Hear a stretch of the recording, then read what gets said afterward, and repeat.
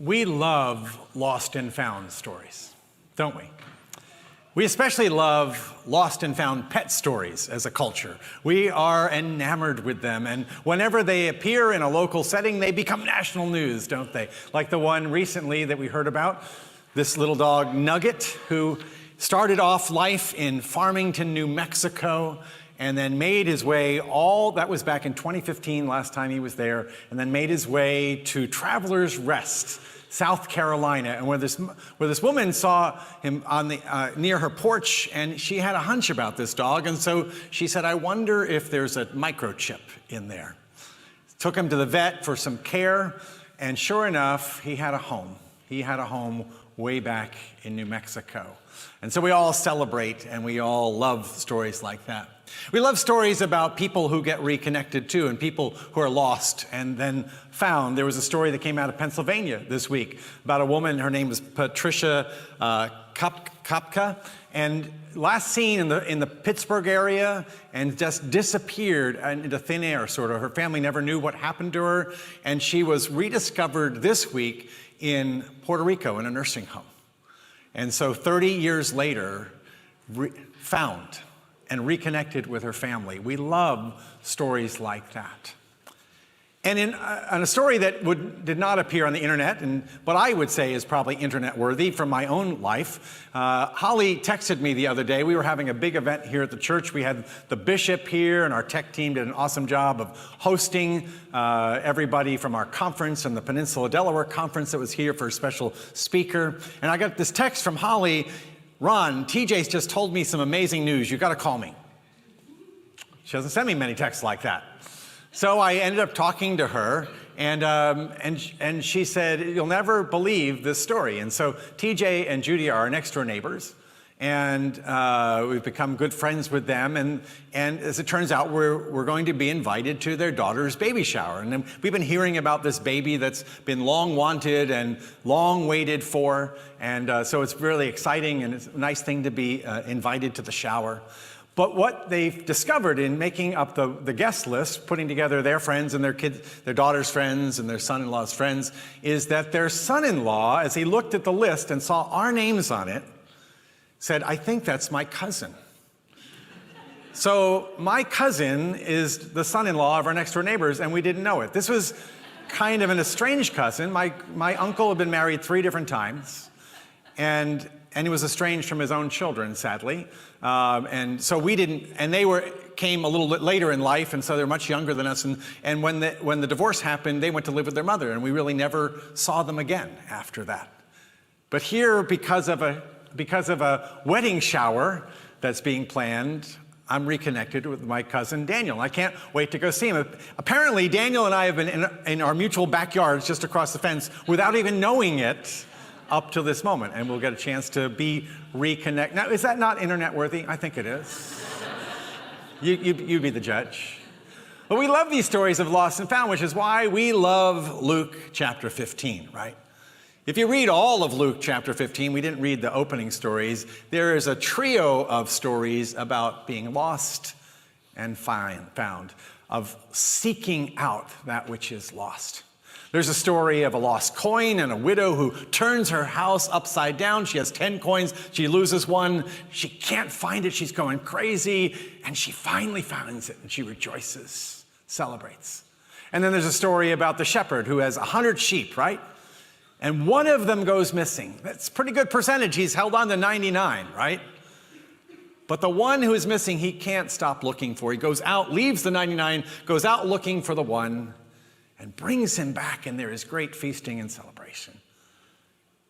And then there is this story, the story about a father who had 2 sons. Now, when the early listeners of Jesus probably heard that opening to the story, being people who knew their Bible and who knew the stories of Scripture, they probably had in mind other fathers who had 2 sons. Can you think of any stories in the Bible that would have begun like this? There was a father who had 2 sons. What stories does that bring to mind for you? Cain and Abel. Right?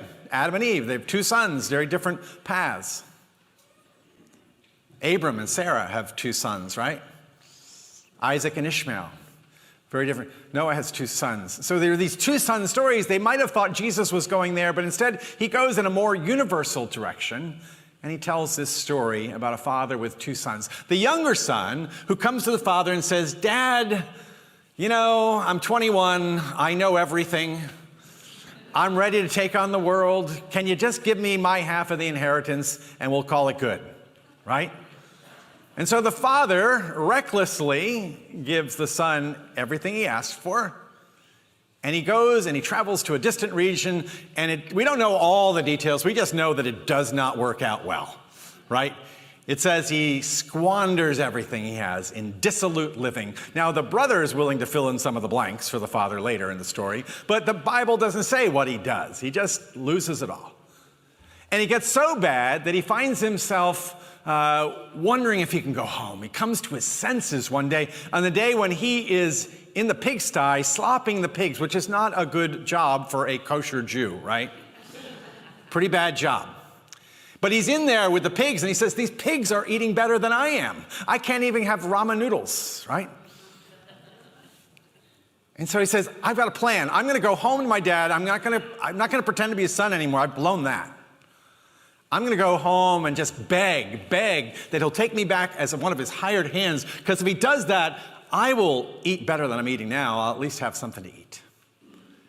And so he goes off and gets on his way back to see his father. And this is where the plot gets really interesting, isn't it? But while he was still far off, his father sees him, and you wonder how many times he'd been looking out on the horizon, wondering if his son was ever coming home again. You wonder how many times he stood on the porch and just looked out with a heavy heart, prayed for his son, wondered if he was ever gonna come back. And on this particular day, he looks out, he sees his son coming. "I know that's my son."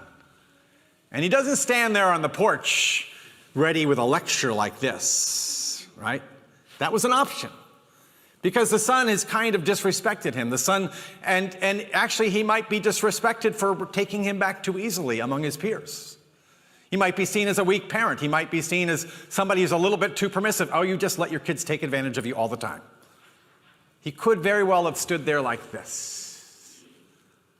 But instead, when Jesus tells the story, he doesn't have the man stand there like this. He has the man running like this to go embrace his son. And even before the son can get out that speech that he had practiced all the way home, "Father, forgive me, I've really messed up." He'd gone over and over and over into that speech.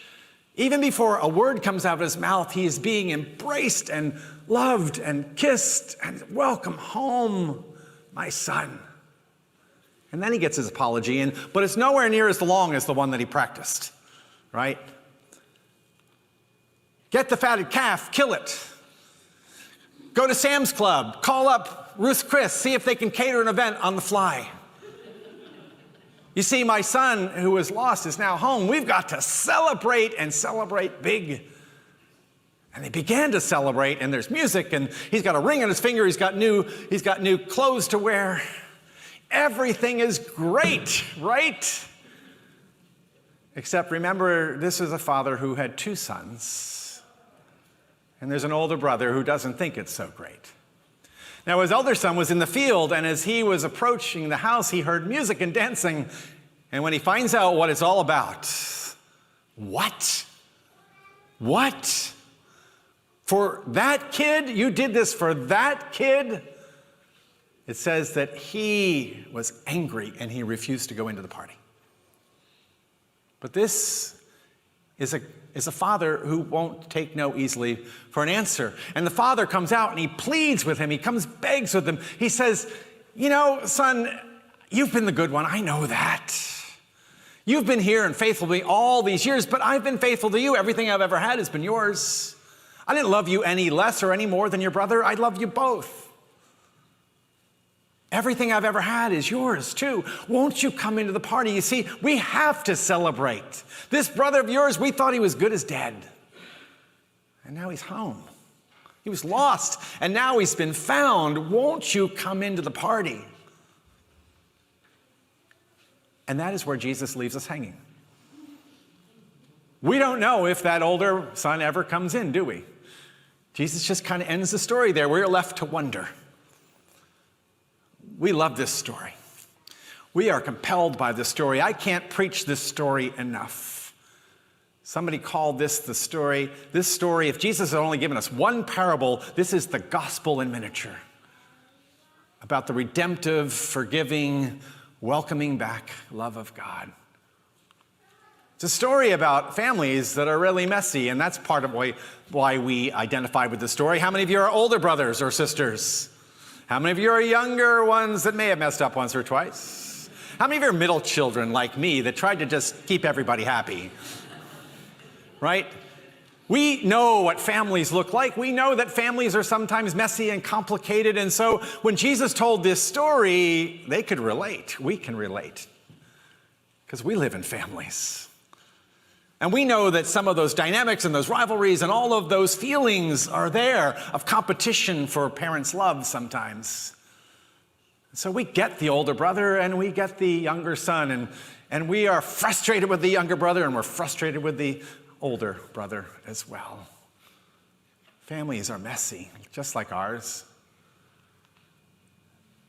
But what I love about this story is that it reveals the heart of God, doesn't it? Jesus was teaching the story to say that his ministry, his purpose in coming, this guy that was hanging around with sinners and tax collectors, that was the charge being leveled at him at the beginning of chapter 15. He says, that's what I'm all about. That's what God is all about. God is all about redeeming what is lost. Welcoming back the wayward. Where people who mess up, that's what I do. I never stop loving. I never stop running to you. Jesus reveals the heart of God. And the heart of God that I see in the Gospels is never like this. It's always like this. Running. We have a God who runs, and that is worth celebrating, friends. And we have a God who loves all God's children, whether we are oldest children or youngest children or anywhere in between. We have a God who loves us in spite of our own brokenness and our own stuff. All of both brothers have stuff to deal with, don't they? We are loved. We are loved. We are loved. No matter where we are in that spectrum, no matter how good we've been or how bad we've been, it seems that God just doesn't care that much. God is willing to welcome and work with us no matter where we are. And here, friends, is the best news of all. This is a story that reminds us that you will be found. You will be found.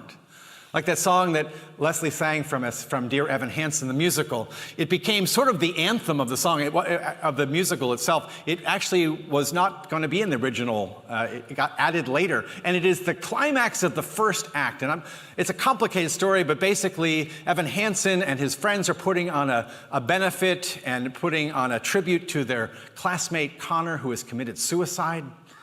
And his parents had found a letter that said, Dear Evan Hansen, and they think that, well, maybe Connor had a friend, Evan Hansen, and that was not what it was, but he plays along because he's sympathetic, he's compassionate to the family, he doesn't want to hurt them. He says, yeah, we were good friends, and then the story grows bigger, and suddenly he's telling more and more lies that didn't really happen. It starts off well-meaning, but then again, it gets lost in that, and that's where we go in the second act. There's a reprise of this song in the second act that is more of a lament than an anthem. It's an anthem here in the first act. But I love these words. These words are gospel words. These words are Luke 15 words.